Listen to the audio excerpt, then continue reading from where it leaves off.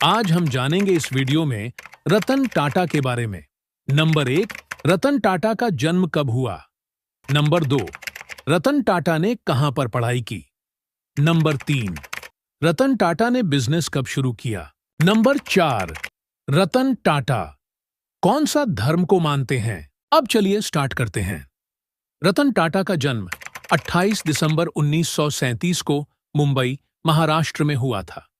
वे भारत के प्रमुख उद्योगपति, टाटा समूह के पूर्व अध्यक्ष और एक समाज सेवी हैं। रतन टाटा भारतीय उद्योग जगत में अपनी सादगी, विनम्रता और दूरदर्शिता के लिए जाने जाते हैं। अब चलिए जानते हैं रतन टाटा ने कहां पर पढ़ाई की है। रतन टाटा की प्रारंभिक शिक्षा मुंबई के Cathedral and John Connon School में हुई। इसके बाद उन्होंने उच्च शिक्षा के लिए अमेरिका के कॉर्नेल विश्वविद्यालय से आर्किटेक्चर और स्ट्रक्चरल इंजीनियरिंग में डिग्री प्राप्त की। उनके माता पिता नवल टाटा और सोनू टाटा ने जब रतन टाटा छोटे थे तभी अलग होने का निर्णय लिया, जिसके बाद रतन और उनके भाई जिमी की परवरिश उनकी दादी नवाजबाई टाटा ने की। टाटा समूह में रतन टाटा ने 1962 में अपने करियर की शुरुआत की। उन्होंने अपने कार्यकाल में टाटा समूह को एक नई ऊंचाई पर पहुंचाया और टाटा कंपनी के विभिन्न ब्रांड्स को अंतर्राष्ट्रीय स्तर पर स्थापित किया। रतन टाटा के नेतृत्व में टाटा समूह ने टाटा नैनो, टाटा इंडिका जैसी कई महत्वपूर्ण परियोजनाओं को सफलतापूर्वक पूरा किया। साथ ही उन्होंने 2008 में British company Jaguar land rover का अधिग्रहण किया, जो टाटा समूह के लिए एक महत्वपूर्ण कदम साबित हुआ। 2012 में उन्होंने टाटा समूह के अध्यक्ष पद से इस्तीफा दे दिया, लेकिन वे आज भी टाटा ट्रस्ट्स और अन्य सामाजिक संगठनों के माध्यम से समाज सेवा में सक्रिय हैं, जब उन्हें अपनी कंपनी को बचाने के लिए एक कठिन दौर से गुजरना पड़ा। यह घटना 1999 की है, जब टाटा मोटर्स उस समय टेल्को की हालत काफी खराब थी। कंपनी अपनी पैसेंजर कार टाटा इंडिका को लेकर भारी नुकसान झेल रही थी और भविष्य अंधकारमय दिख रहा था। उस समय रतन टाटा और उनके नेतृत्व में टाटा समूह की प्रबंधन टीम ने विचार किया कि कंपनी को इस संकट से बाहर निकालने का एकमात्र तरीका इसे किसी बड़ी कंपनी को बेच देना हो सकता है। रतन टाटा और उनकी टीम ने अमेरिकी कार निर्माता कंपनी फोर्ड के पास जाकर टाटा मोटर्स को बेचने का प्रस्ताव रखा। रतन टाटा के साथ कुछ अन्य वरिष्ठ अधिकारी भी इस डील के लिए अमेरिका पहुंचे। वे फोर्ड के मुख्यालय में 3 घंटे की बैठक में शामिल हुए।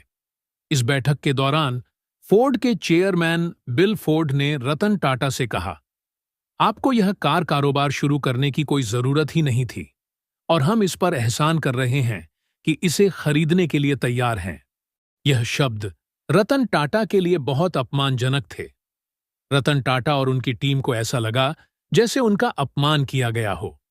बिना कोई समझौता किए रतन टाटा ने भारत लौटने का फैसला किया और उन्होंने टाटा मोटर्स को किसी को न बेचने का निश्चय किया। वापस लौटने के बाद रतन टाटा ने ठान लिया कि वे अपनी कंपनी को खुद संकट से बाहर निकालेंगे। उन्होंने टाटा मोटर्स के पैसेंजर कार बिजनेस में कई सुधार किए और कुछ ही सालों में टाटा इंडिका एक सफल कार बनकर उभरी। इसके बाद कंपनी की वित्तीय स्थिति में भी सुधार हुआ। 2008 में समय ने एक बड़ा मोड़ लिया। फोर्ड कंपनी खुद वित्तीय संकट में आ गई और अपनी लग्जरी ब्रांड्स जगुआर और लैंड रोवर को बेचना चाह रही थी। रतन टाटा ने इस मौके का फायदा उठाया और टाटा समूह ने इन दोनों प्रतिष्ठित ब्रांड्स को फोर्ड से खरीद लिया। इस बार बिल फोर्ड ने कहा, आपने जगुआर और लैंड रोवर को खरीदकर हम पर एहसान किया है। उन्होंने अपने आत्मसम्मान को बनाए रखा और अपनी कंपनी को एक संकट से बाहर निकालकर विश्व स्तर पर मजबूत कंपनी के रूप में स्थापित किया। चलिए अब जानते हैं रतन टाटा ने नैनो गाड़ी क्यों निकाली थी। यह कहानी 2003 में शुरू हुई, जब रतन टाटा ने एक आम भारतीय परिवार को स्कूटर पर सफर करते हुए देखा। उस परिवार में एक व्यक्ति, उसकी पत्नी और 2 बच्चे एक ही स्कूटर पर सवार थे। यह दृश्य देखकर रतन टाटा को एहसास हुआ कि ऐसे परिवारों के पास कार खरीदने का बजट नहीं होता। और वे दोपहिया वाहनों पर सफर करने के लिए मजबूर होते हैं, जो अक्सर सुरक्षित नहीं होते। इससे प्रेरित होकर रतन टाटा ने एक ऐसी कार बनाने का सपना देखा जिसे आम भारतीय परिवार आसानी से खरीद सके।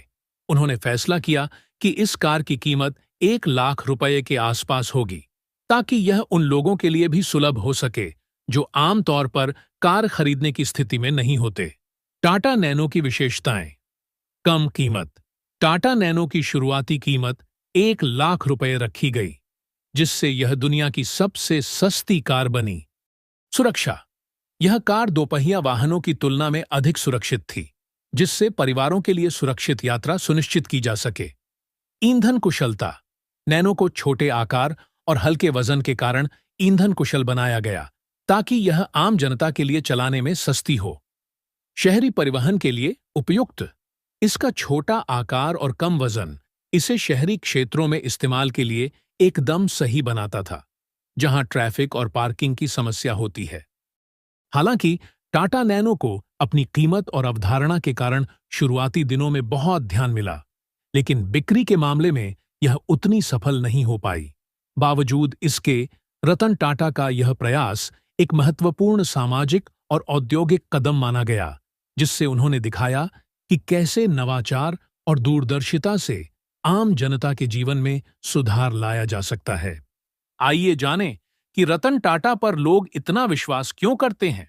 रतन टाटा को उनकी ईमानदारी और नैतिक नेतृत्व के लिए व्यापक रूप से सम्मानित किया जाता है।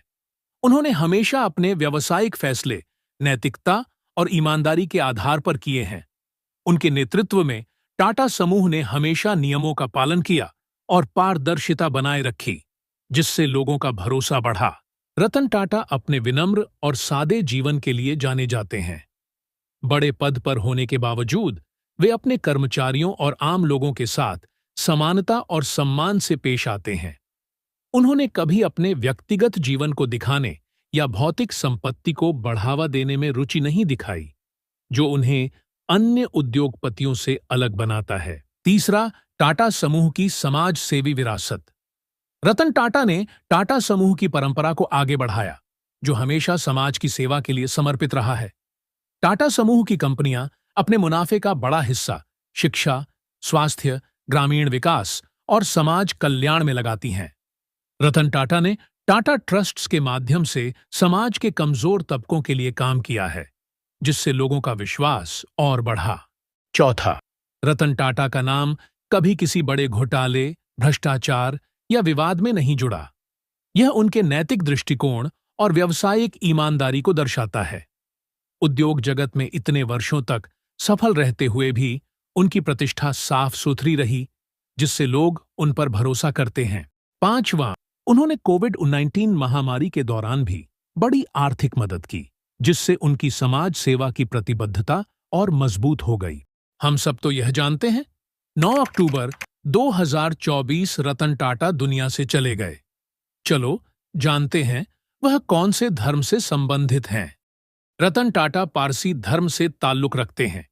उनका परिवार भारत के पारसी समुदाय का हिस्सा है, जो ज़ोरास्ट्रियन धर्म को मानता है। पारसी समुदाय भारत में एक छोटा लेकिन अत्यधिक सम्मानित और प्रभावशाली अल्पसंख्यक समूह है। रतन टाटा के पूर्वज फारस, वर्तमान में ईरान से भारत आए थे, जब वहां ज़ोरास्ट्रियन धर्म के अनुयायियों का उत्पीड़न हुआ था। ज़ोरास्ट्रियन धर्म की मान्यताएं अहिंसा, सत्य और अच्छाई पर आधारित हैं, और पारसी समुदाय ने भारत के आर्थिक और सामाजिक विकास में महत्वपूर्ण योगदान दिया है। टाटा परिवार की भूमिका बहुत बड़ी रही है। रतन टाटा ने अपने जीवन में हमेशा धर्म, संस्कृति और समाज के प्रति सम्मान बनाए रखा है, लेकिन वे अपने कार्यों और मानवीय दृष्टिकोण के लिए अधिक जाने जाते हैं। अब इतनी में करते हैं वीडियो का अंत। कामिल A to Z को सब्सक्राइब करें।